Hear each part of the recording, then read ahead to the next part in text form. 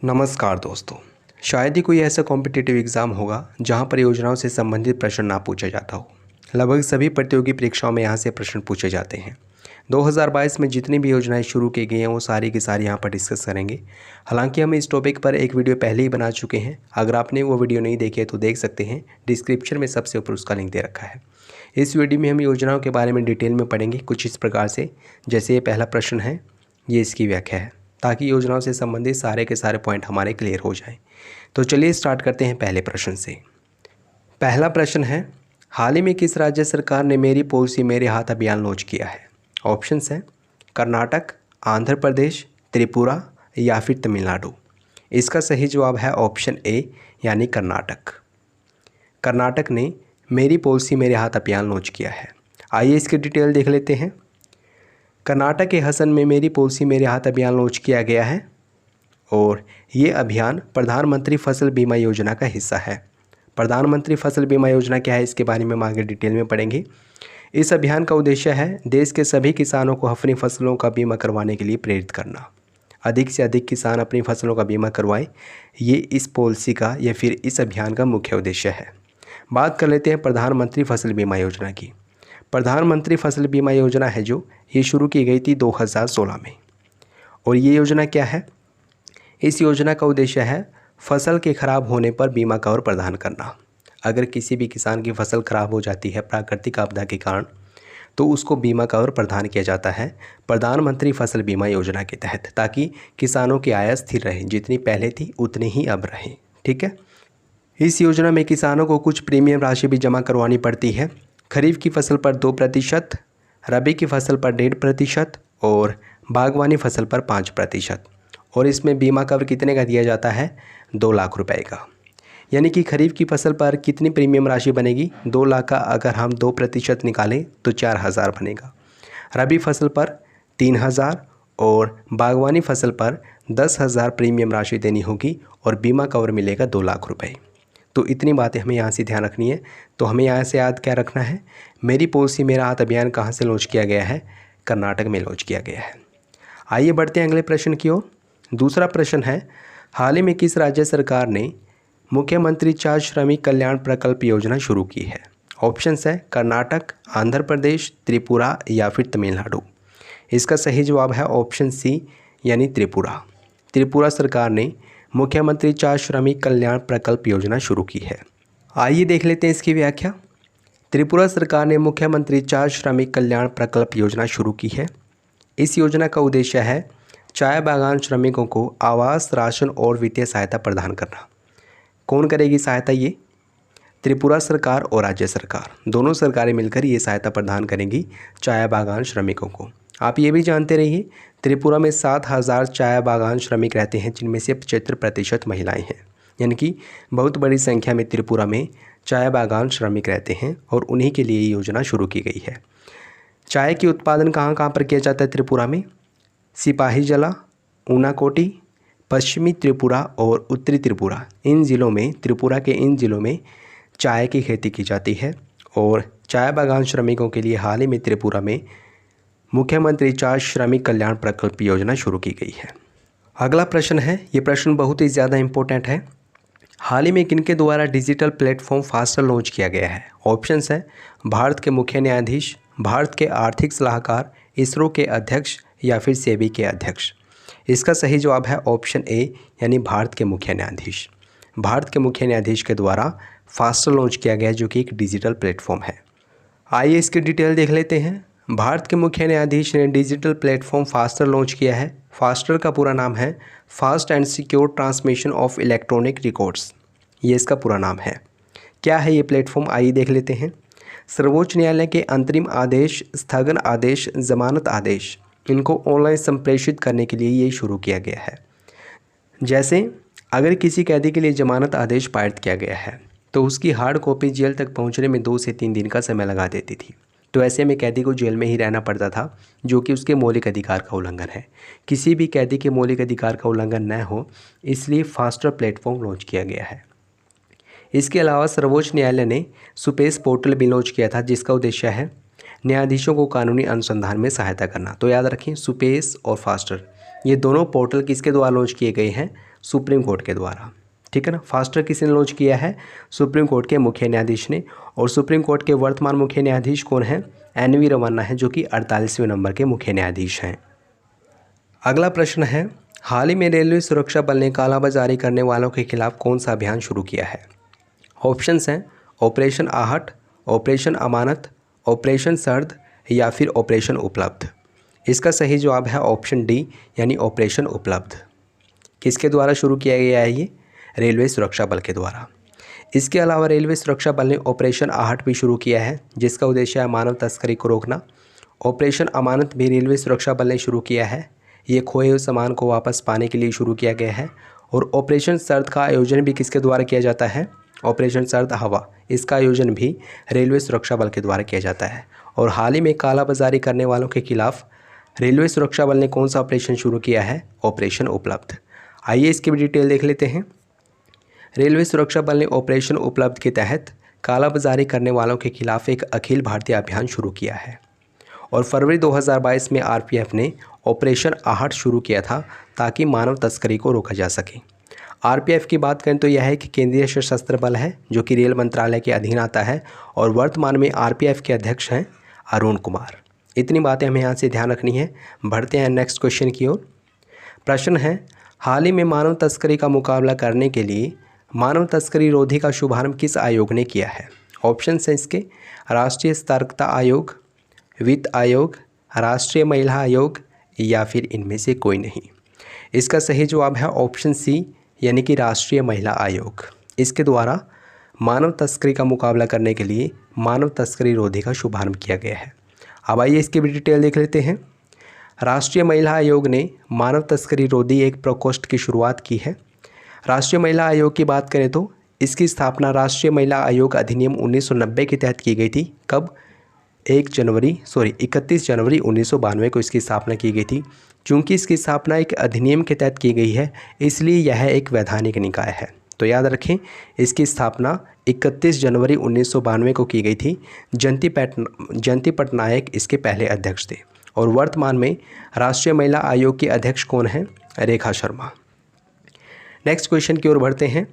हाल ही में नवाचारों को बढ़ावा देने के लिए मंथन आइडियाथॉन किसके द्वारा लॉन्च किया गया है? इसके ऑप्शंस हैं सेबी, DRDO, वित्त आयोग या फिर इसरो। इसका सही जवाब है ऑप्शन ए, यानी सेबी। नवाचारों को बढ़ावा देने के लिए मंथन आइडियाथॉन किसके द्वारा लॉन्च किया गया है? ये सेबी के द्वारा लॉन्च किया गया है। आइए इसकी डिटेल देख लेते हैं। सेबी की अध्यक्ष माधवीपुरी बुच, इनको हाल ही में नियुक्त किया गया है और ये सेबी की पहली महिला अध्यक्ष हैं। इन्हें ज़रूर याद रखें।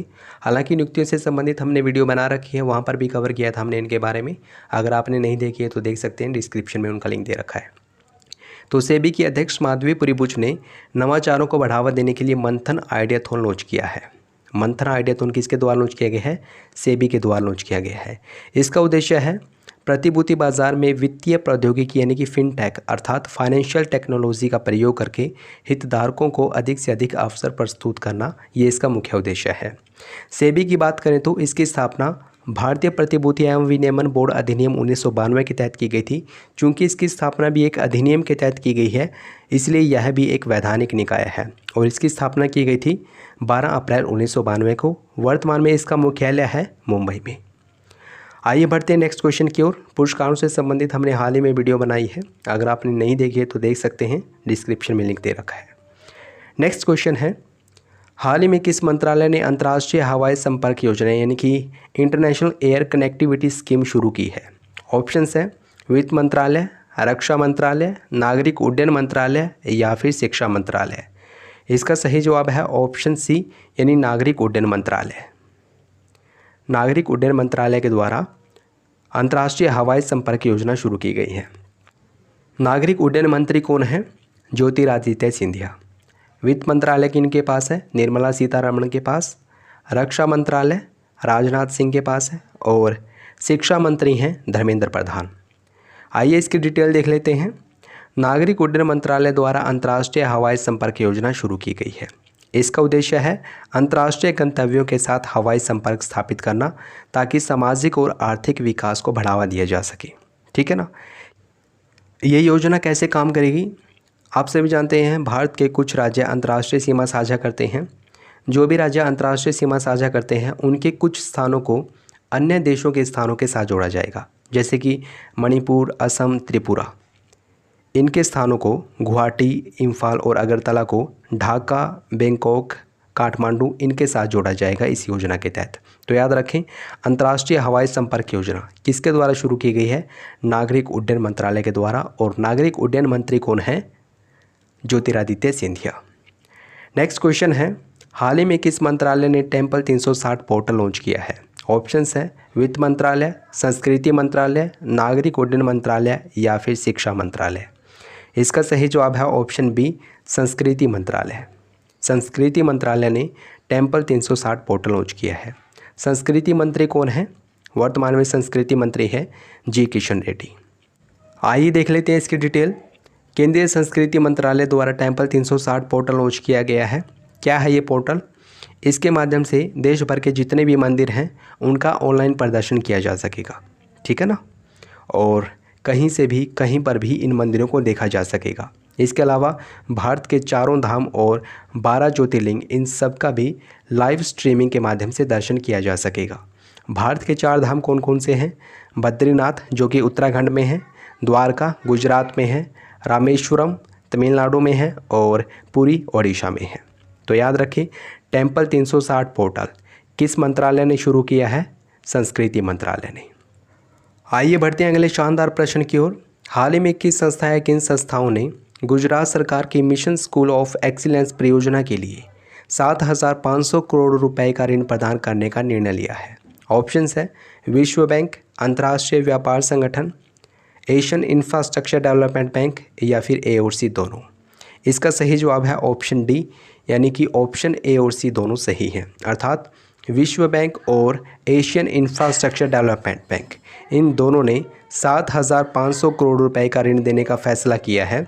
किसको दिया जाएगा ये ऋण? गुजरात सरकार को, ताकि वो मिशन स्कूल ऑफ एक्सीलेंस पर सही काम कर सके। अब आइए इसकी डिटेल देख लेते हैं।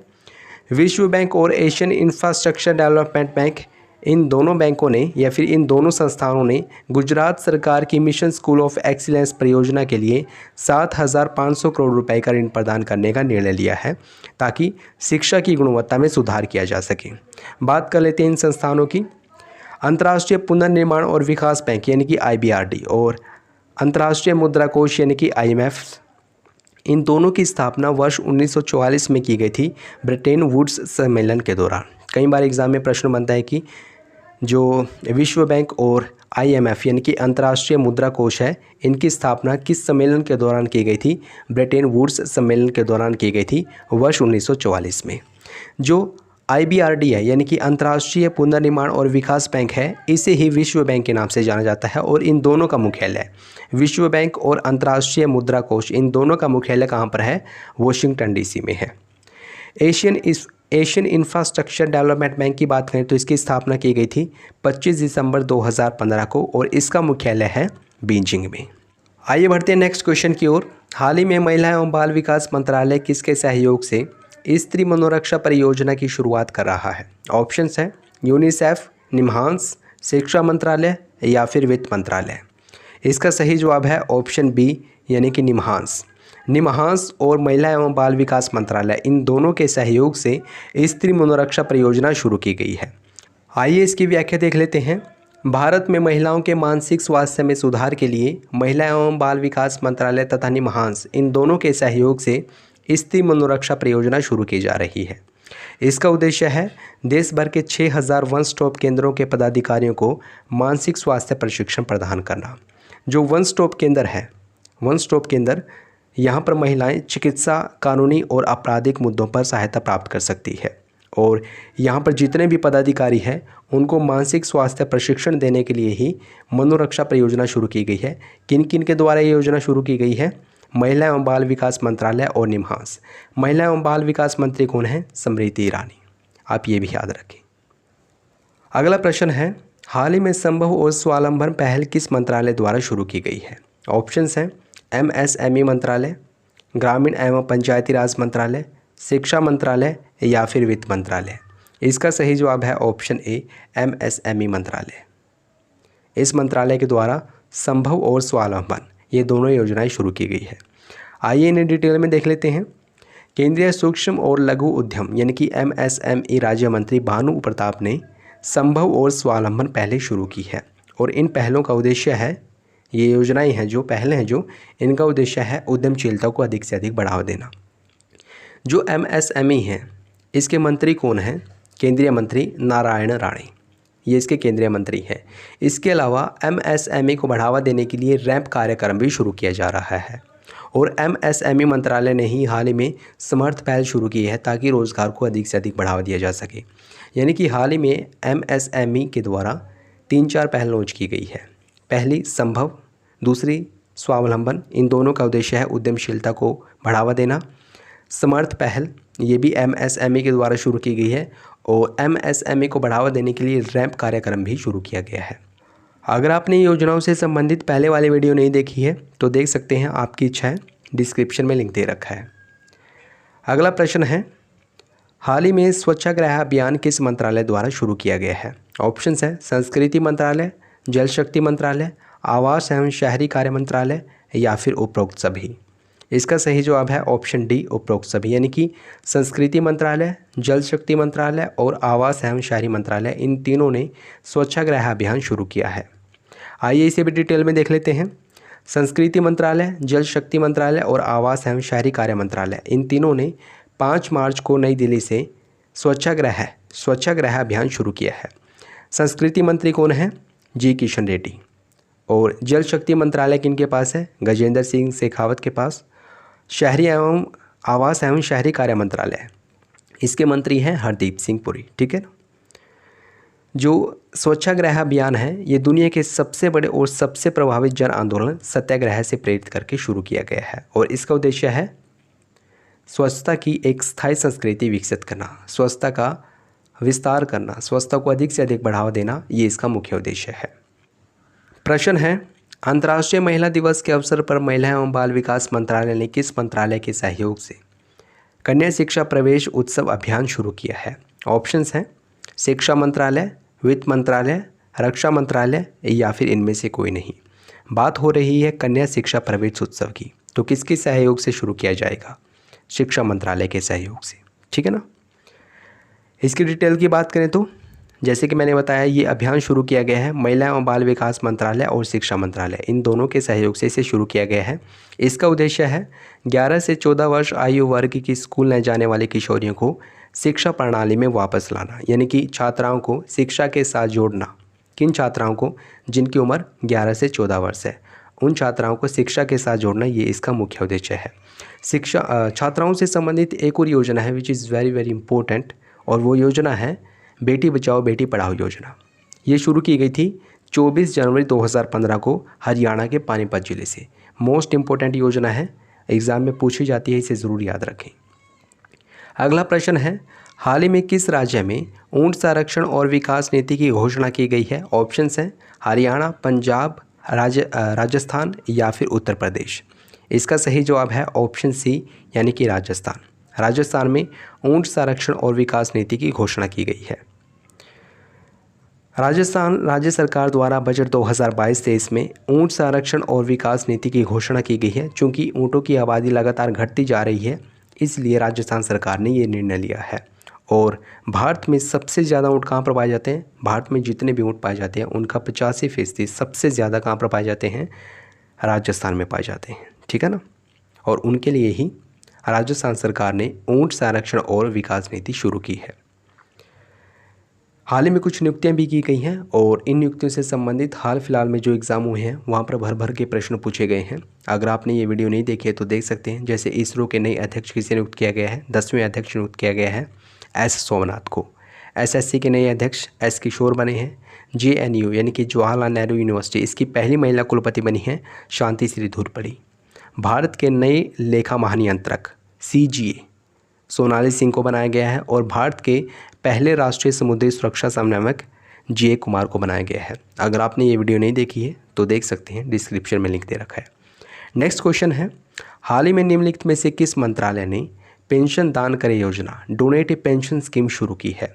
ऑप्शंस हैं आवास एवं शहरी मंत्रालय, श्रम एवं रोजगार मंत्रालय, वित्त मंत्रालय या फिर गृह मंत्रालय? इसका सही जवाब है ऑप्शन बी, श्रम एवं रोजगार मंत्रालय। इस मंत्रालय ने डोनेट पेंशन स्कीम यानी कि पेंशन दान करे योजना शुरू की है। आइए देख लेते हैं क्या है ये योजना। केंद्रीय श्रम और रोजगार मंत्री भूपेंद्र यादव ने डोनेट ए पेंशन कार्यक्रम शुरू किया है। किस योजना के तहत? प्रधानमंत्री श्रम योगी मानधन योजना के तहत। क्या है ये योजना? इसके लिए पात्र कौन है? जो असंगठित कामगार हैं जिनकी उम्र 18 से 40 वर्ष है, वो इस योजना का फ़ायदा उठा सकते हैं और 3,000 रुपये की पेंशन इसमें दी जाती है। और हाल ही में इस योजना के तहत ही डोनेट ए पेंशन कार्यक्रम शुरू किया गया है और इस कार्यक्रम के तहत लोग अपने सहायक स्टाफ जैसे कि घरेलू कामगार, ड्राइवर, हेल्पर और इनकी प्रीमियम राशि का भुगतान कर सकते हैं। ठीक है। नई स्थापनाएं भी की गई हैं कुछ हाल फिलहाल में। अगर आपने इनसे संबंधित वीडियो देखनी है तो देख सकते हैं। तो दोस्तों ये है इस वीडियो का एंड। आशा करता हूँ आपको ये वीडियो अच्छी लगी होगी। अगर अच्छी लगी है तो प्लीज़ इसको लाइक और शेयर करना न भूलें। अगर आपने चैनल को सब्सक्राइब नहीं किया है प्लीज़ अभी सब्सक्राइब करें। अगर किया है तो आपका बहुत बहुत शुक्रिया। वीडियो देखने के लिए आपका बहुत बहुत धन्यवाद।